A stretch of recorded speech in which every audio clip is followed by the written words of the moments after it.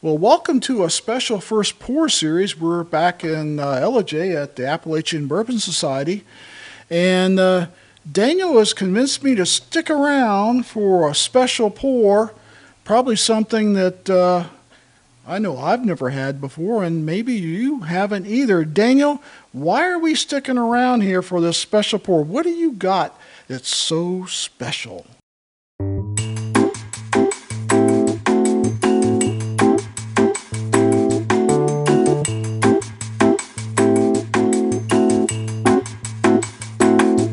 Well, Mike, I think you'll enjoy this one for sure. This is the 2024 release of the George T. Stagg, coming in at 136.1 proof, 15 years, 2 months.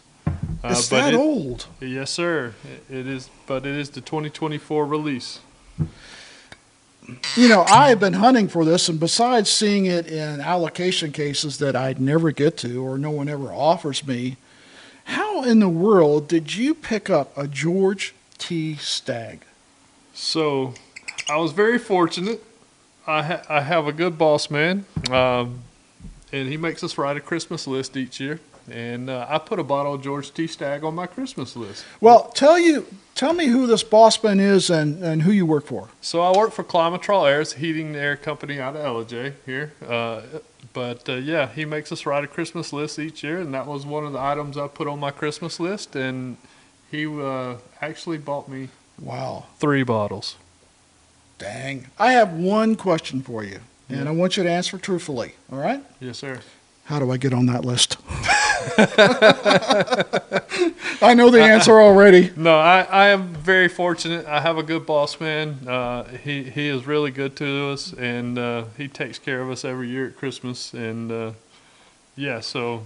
Well, the question I have for you is, obviously he gave you unopened bottles, right? Yeah, we cracked that one at the Christmas party. So. Dang. But don't worry, there's a backup. Wow. And my understanding is that this will make an appearance at our next bottle share? Yes, sir. It will be at our next bottle share. The remainder of that bottle there is dedicated to the bottle share. I'm showing up early. Please do. If there's not a reason to see our lovely faces, to come to our bottle share in Ellijay is not to sample a George T. Stagg, then I would say you may want to rethink your bourbon journey. Yeah. Because this is like the top of the bourbon journey. This is my first George T. Stagg that I've ever had, but as you can see, I've definitely sampled out of this bottle a little bit. I really enjoy it. Well, let's get right to it because Sure. This is wow. Friends in the right places. What can I say, people? That's Friends in the right places. Well, you know, I've had a lot of what was known as the Stagg Junior, and this smells nothing like the Stagg Junior. I haven't tried those side by side, but I don't think there's any comparison. From what I remember from 15 years. Yeah, it's 15 years, 2 months for this year's release. And I could tell you the mash bill on the guy. No, I can't. They don't put it on here. I'm sorry. Yeah, it's not on here. Well, we can look up the mash bill, and I think that's pretty readily available. And we'll put that on the screen. My guess is probably like a lot of the Buffalo Trace mash bills. It's high in corn, low in rye. It's corn, rye, and malted barley, but it doesn't tell you the specifics on the. And what was this proof again? This comes in at 136.1 proof. I only have one bourbon, proofy. period. I only have, well, it's not even a bourbon, it's a light whiskey. I only have one bottle that bests that, and it's as close to hazmat as I've ever gotten. That is, wow. So what do you get on the nose on that, Mike? The oak's right there immediately. Yeah, I really oak, and then kind of a combination of fruit and Cherry. brown sugar for me. I get some cherry on the nose there as well. Yeah, I would say dark fruit, so cherry, raspberry, something like that. It's not as, you expect something like this to be like the ethanol would just blow you over. No. And even though I know you've had it open a little while, but I really don't smell the proof at all in this thing. You're going like, you couldn't guess it was that high just from the aroma. No. Wow. There's no ethanol on the nose for sure. Well, let's Smells not wait delicious. any longer. Cheers.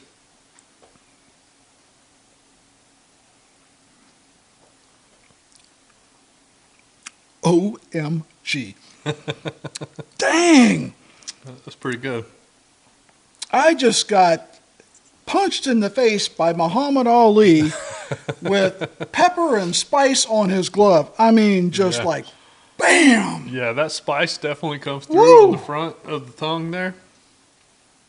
And then it just gives you a nice Kentucky hug all the way down. But then I am getting that. I'm getting a good amount of fruit sweetness from there. Yeah. And some oakiness. it's smoother than I thought it would be. Really? Really, I thought like, oh man, this is going 136, and I love the 13th Colony Double Oak, but I have to be really careful how I drink that. Yeah. I'm not sure I have to be so careful with this one. No, it's pretty good. This is so smooth. Oh man, that's good. That's just a really, really solid pour. Yeah, I mean, All the way around. well, I will tell you that I've got two 18 years, and it beats it hands down.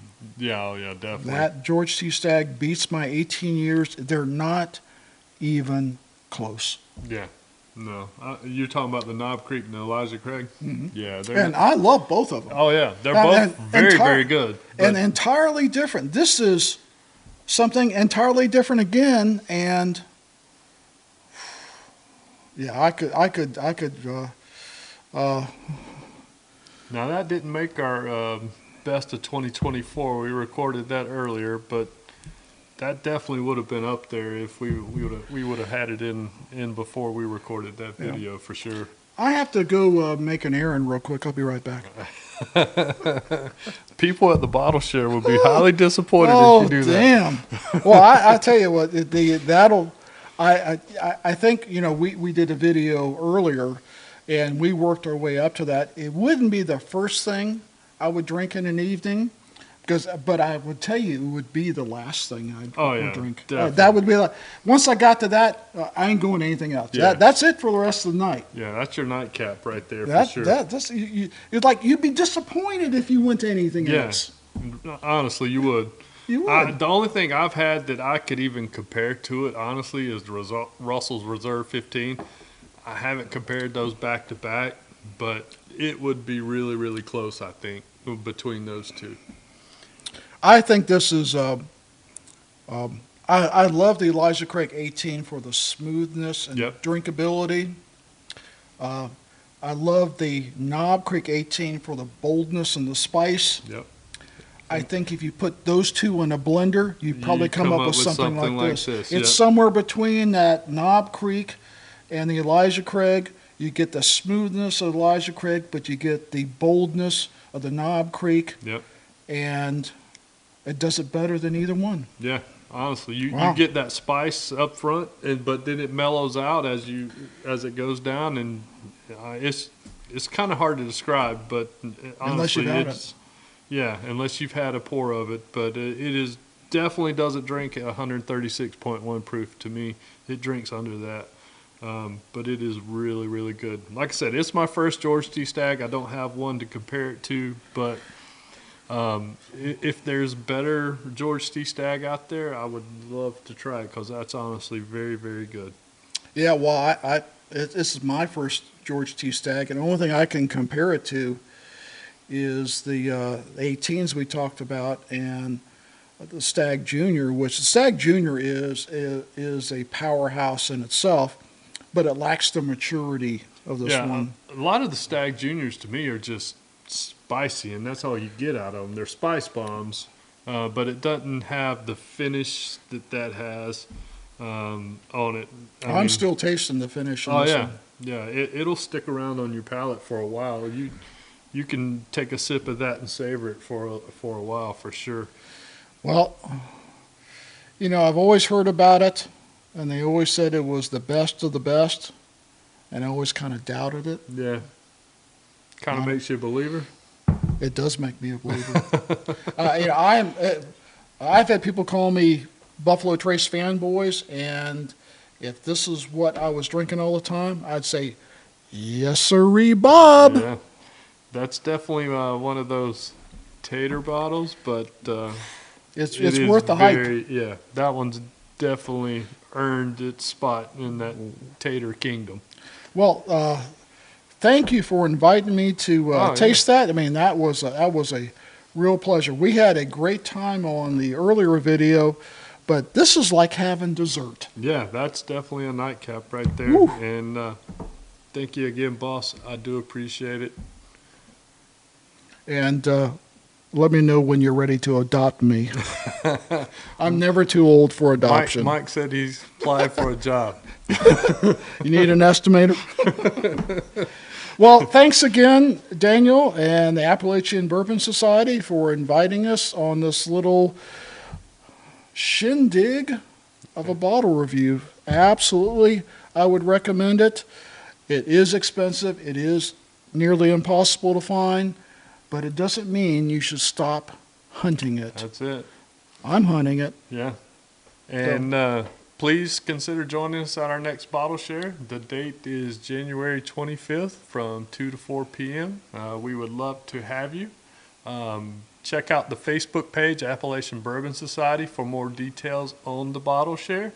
And we'd love to have you, and this will be available as a pour if you do join us. And if you'd like to see more videos like this, please consider becoming a channel member of Bourbon Riders. That helps support us doing shows like this, as well as being a subscriber. That should be automatic because it's absolutely free. And as always, please drink responsibly, never drink and drive. And Daniel, thank you. Yes, sir. Cheers. Cheers.